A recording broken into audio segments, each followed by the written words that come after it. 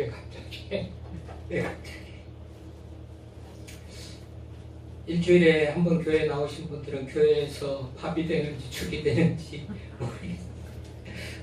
뭔 일이 있었는지 모르겠지만 제가 감기 몸살이 있어가지고 목요일부터 많이 알았어요. 약국에서 약을 사먹고 금요일에는 기도회도 못하고 우리 다들 많이 기도에 나왔는데 기도회도 못하고 토요일 새벽도 쉬고 그렇게 하고 겨우 기력을 얻어가지고 말씀도 준비하고 이 단에 서면서 오늘따라 별나게 다른 때보다도 더 감격이 좀 더한 것 같아서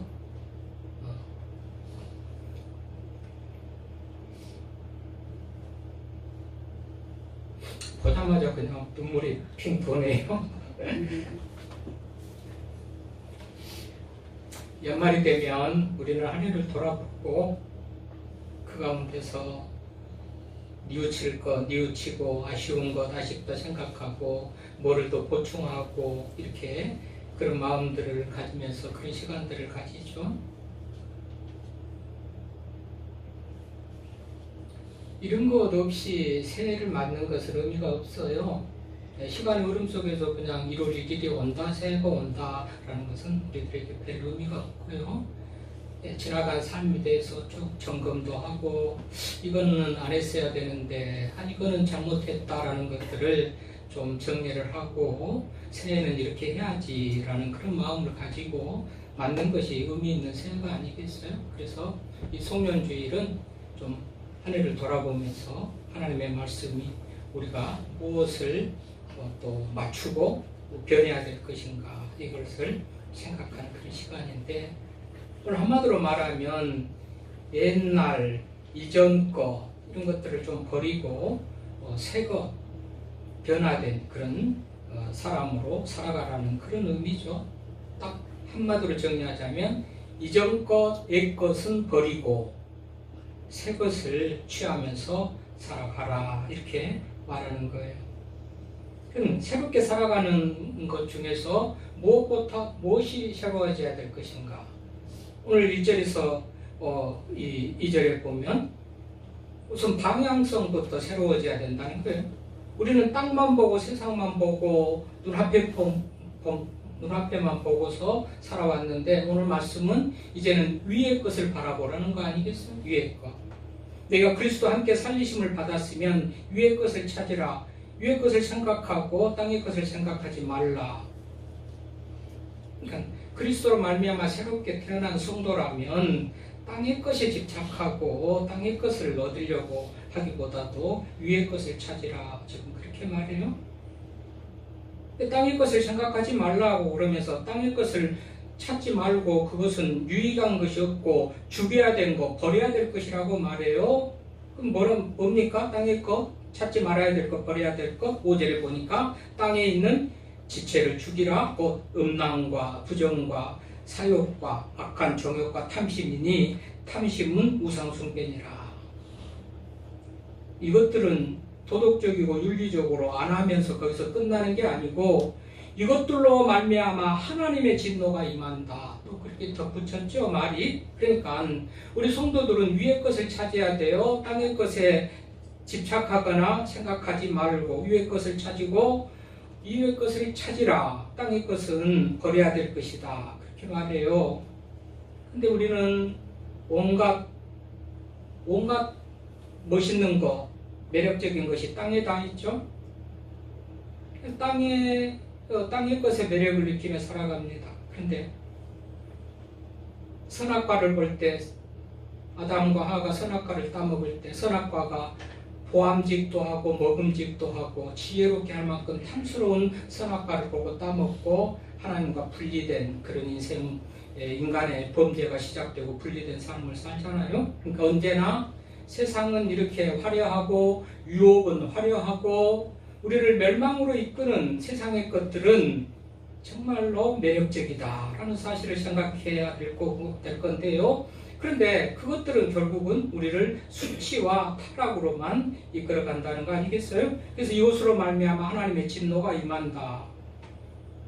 이러면 현실적으로 돈 탐하다가 수치당하고 망신당하는 사람을 수없이 우리가 목격하고 있죠. 권력을 탐하다가 망신당하고 수치당하는 사람 수없이 많이 보고 있습니다. 감옥에 가고 재판받고 하는 우리 현실 앞에서 그 사람들이 탐욕이, 욕심이, 탐심이, 세상의 것을 더 얻으려고 취하려고 했던 권력이 무슨 성추행 같은 음란과 어떤 부정과 이런 것들이 다 인생을 망쳤던 거 아니겠어요? 그러니까 하나님의 진노가 임한다는 말이 맞는 거고, 자기 인생에도 순간은 행복하고 순간은 만족할지 모르지만 영원하지 않다는 거 아니겠어요? 주님이 주신 기쁨만이, 주님이 주신 행복만이 영원하고 안전한 행복이고 기쁨인 줄로 믿습니다. 세상의 것은 곧 있다가 없어지는 것 같으니까 우리가 세상의 것에 너무 집착하지 말고 버려야 될 것이기 때문에 오늘 말씀이 땅의 것을 생각하지 말라, 위의 것을 찾으고 생각하라. 위에는 하나님이 계시고 우리를 위해서 십자가에 죽으신 예수 그리스도가 계시고 그분들을 생각하고 그 은혜를 생각하라라는 그런 말이죠.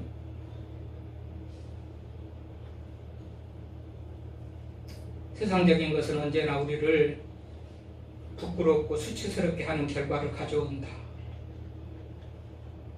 또 오늘 말씀이 뭐라고 그럽니까? 새롭게 살아가는 그런 성도라면 옛사람을 벗어버려야 한다. 그렇게 말하죠. 7절부터 보니까 7절에도 전에는 너희도 전에는 그랬지만 지금은 그래서는 안 된다. 8절에 이제는 너희가 그래서는 안 된다.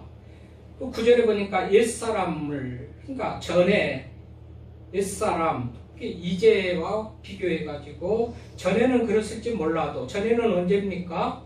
하나님을 온전히 믿지 않을 때, 예수 그리스도를 온전히 영접하지 않을 때, 내가 하나님과 무관하게, 하나님의 자녀됨과 무관하게 살아가는 그때에, 그때 전에, 예전에, 옛날에는 그랬을지 몰라도 하나님을 믿는다면 그러면 안 된다라고 지금 말하는 거잖아요. 전에는 그렇게 행했을지라도 이제는 너희가 이 모든 것을 벗어버리라. 벗는 것 자체도 버리는 거고 단절시키는 거고 관계를 끊는 것이 되는데요. 벗어버리라는 거예요. 버린다. 이 말을 벗어버린다. 다시는 재생할 수 없도록, 다시는 입을 수 없도록 완전히 폐기처분하라는 그런 말씀이에요. 벗어서만 옆에 놓지 말고 완전히 버려버리라. 벗어버리라. 여러분 한절기다든지 가끔 허드렛 일을 하다가 작업복 갈아입고 또 바로 조금 오물이 묻었든지 더럽혀졌는데 또 혹시 일할 일이 생길 것 같은 그런 상황 속에서 벗어놓고 버리지 않고 벗어놓고 빨지 않고 그냥 놔뒀다가 다시 입은 경우도 허다하게 많이 있잖아요. 금방 날씨가 추워지니까 예를 들면 여름 옷을 받고 입고 겨울 옷으로 입었는데 또 날씨가 따뜻해가지고 그 환절기 때는 바로 벗어서 세탁소에 보내고 완전히 그냥 갈아입거나 하는 게 아니고 혹시라도 지금 환절기니까 이제 또 놔뒀다가 다시 입는 경우도 있고 그러는데 하여튼 벗어라 그렇지 않냐고 벗어버리라는 거예요. 완전히 폐기처분해서 재생할 수 없도록.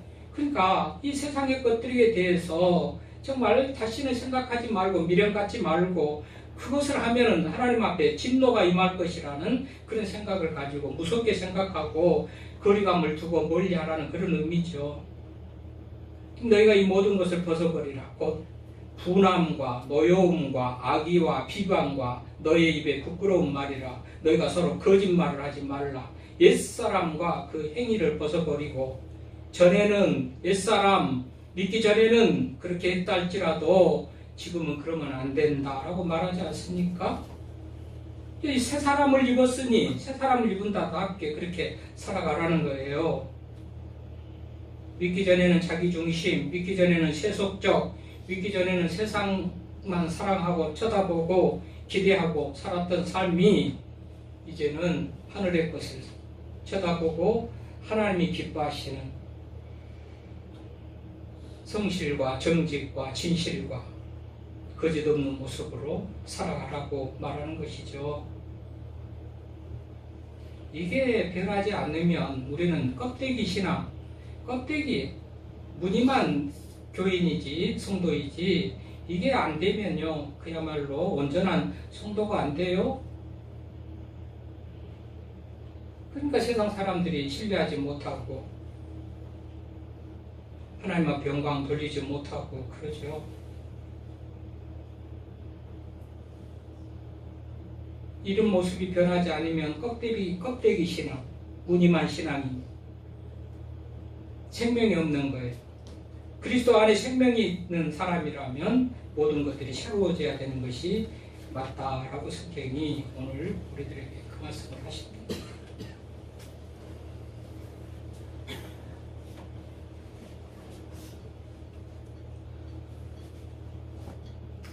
여성들이 출산을 할 때도 난산으로, 사산으로, 순산으로, 또 뭐 유산으로 다양한 형태로 출산을 하죠. 성도들도 보면 자라나서 온전히 그리스도인이 되는 그런 과정을 보면 그야말로 뭐죠? 유산은 뭐죠? 그냥 임신을 했지만 어떤 외부적인 충격이나 물리적인 어떤 그런 충격에 의해서 환경에 의해서 그냥 그게 자연적으로 유산되는 거 자연적으로 출산하는 것을 유산이라고 할 텐데요.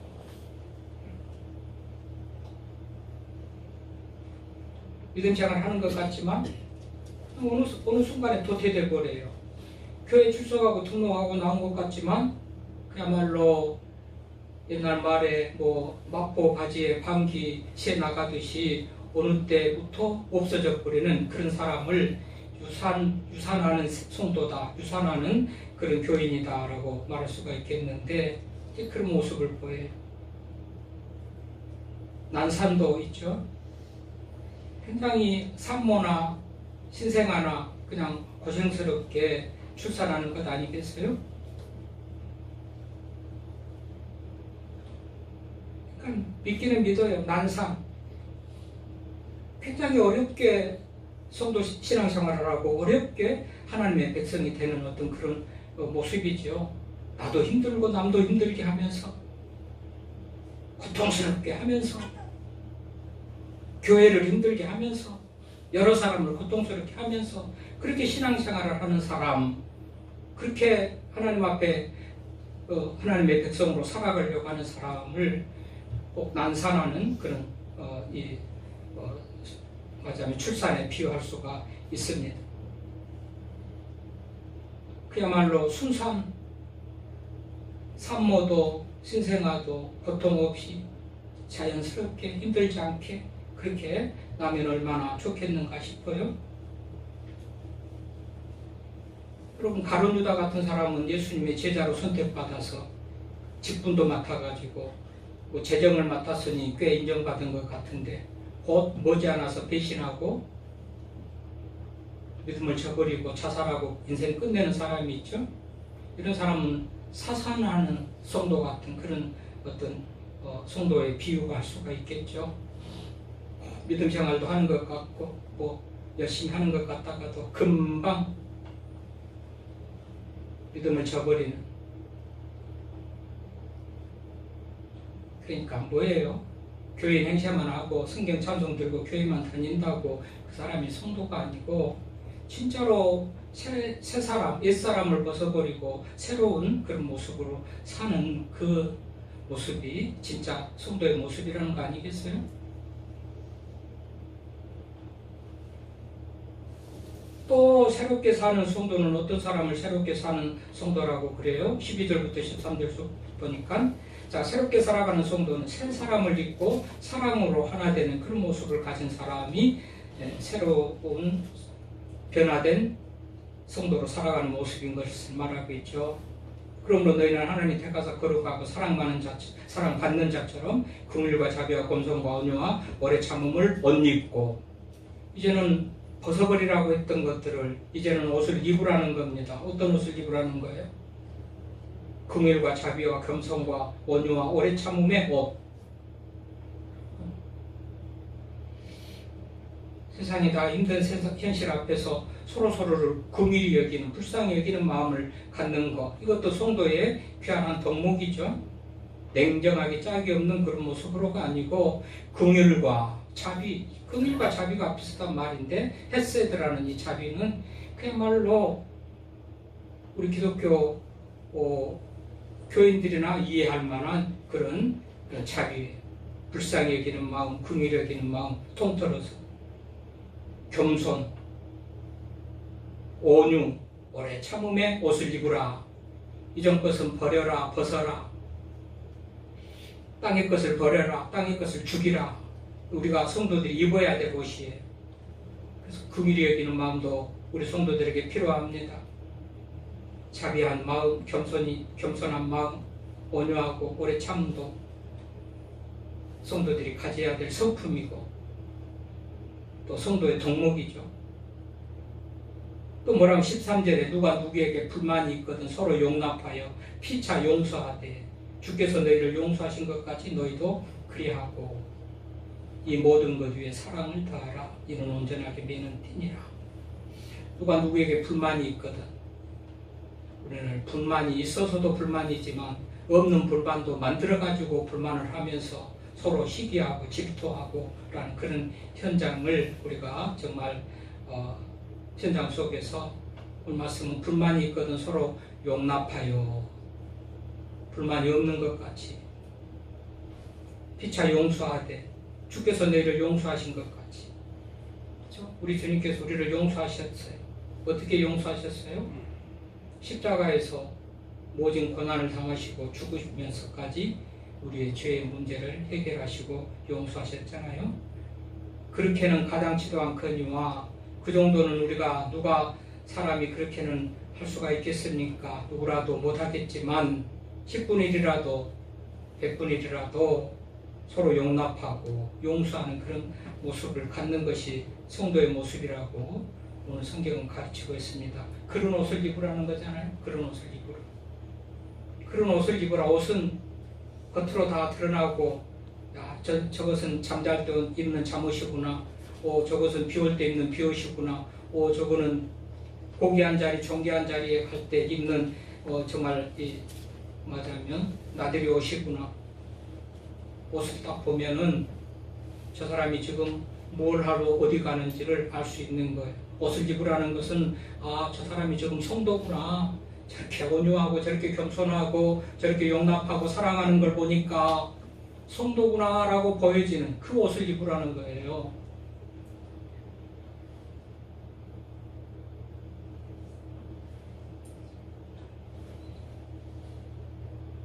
이런 옷은 세상에서는 즐겨 입지 않지요?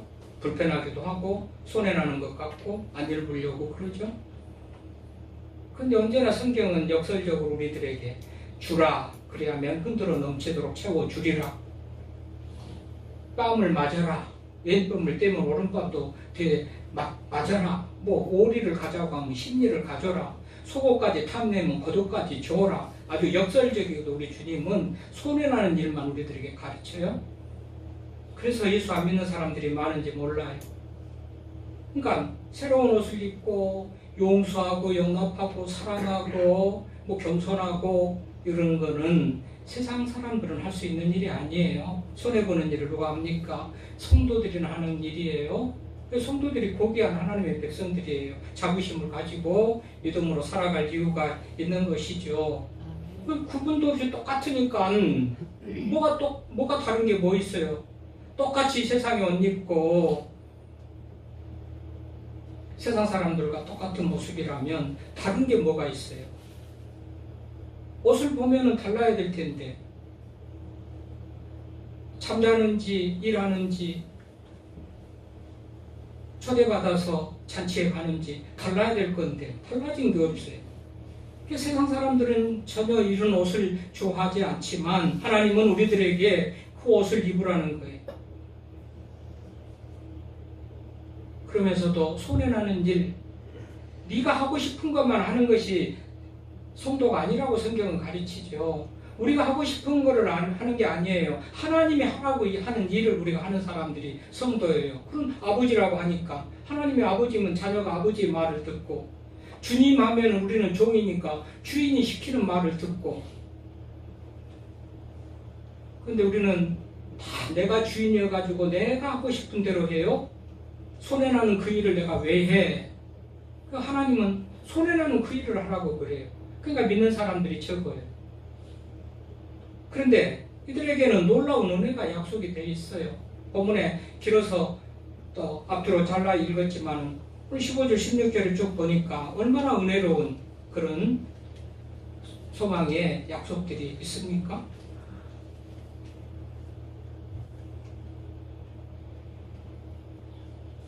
최동렬 집사님 15절 16절 17절 읽어보셔. 그리스도의 평강이 너희 마음을 주장하게 하라. 너희는 평강을 위하여 한 몸으로 부르심을 받았으니 너희는 또한 감사하는 자가 되라. 그리스도의 말씀이 너희 속에 풍성히 거하여 모든 지혜로 피차 가르치며 권면하고 시와 찬송과 신령한 노래를 부르며 감사하는 마음으로 하나님을 찬양하고, 또 무엇을 하든지 말에나 일에나 다 주님의 이름으로 하고 그를 힘입어 하나님 아버지께 감사하라. 아멘. 자, 욕심부리다가 음란하다가 권력을 명예를 추구하다가 수치당하고 감옥에 가고, 그러니까 그것을 버리라고 그랬는데요. 말씀대로 사는 그런 사람들에게는 주의 평강이 임한다. 주의 평강. 그리고 감사할 수 있는 삶이 산다는 거예요. 맞은 사람이 다리 뻗고 잔다고, 여러분 지나치게 욕심 부려가지고 뭐 탐욕 부리고 뭘 더 가지려고 세상 거 취하려다가 얼마나 불상사가 일어납니까? 자기에게 손해나는 일이 일어납니까? 그걸 그렇게 해서 가졌다 한들 영원하지도 않고 그것이 그야말로 자기를 옥죄는 그런 어떤 그래서 평안을 잃어버리고 불안하고 두려운 그런 결과를 가져오는데, 그런 것들을 다 버리고 그리스도의 새 옷을 입으면 마음의 평안한 감사할 수 있는 그런 삶이 환경 여건이 된다고 말하지 않습니까? 사랑하는 성도 여러분, 새 사람을 입는다는 것은 단순히 예배드리는 사람, 성경 찬송 들고 교회 와서 찬양하고 기도하고 예배드리는 사람을 넘습니다. 삶 전체가 변화되는 것을 의미합니다. 우리 마음이 위를 향하고 하늘을 향하고 주님을 향하고 옛 것을 버리고 이전 것을 버리고, 그러므로 온유와 겸손함으로 사랑으로 옷 입는 그런 사람이 새 사람이라고 오늘 성경이 말한 바, 지금까지는 금년에는 이렇게 살지 못한 우리의 모습, 그래서 우리의 마음에 평강이 없고 기쁨이 없고 어쩌면 원망과 불평으로 점철될 우리의 삶일지라도, 이제 말씀같이 위의 것을 차지한 새 옷을 입고 성도답게 살려고 하는 한 염려, 근심, 두려움은 없어지고 마음의 평안이 우리 가운데 임할 줄로 믿습니다. 아멘. 지난해는 정욕의 겉옷을 걸치고 욕심의 외투를 입고 시기와 질투의 털옷을 입고 활개치고 다녔다 할지라도 이제는 새 옷으로 갈아입으시기를 바랍니다. 아멘. 한없는 주님의 은혜와 평강이 여러분과 함께 하실 것을 믿습니다. 아멘. 은혜로우신 하나님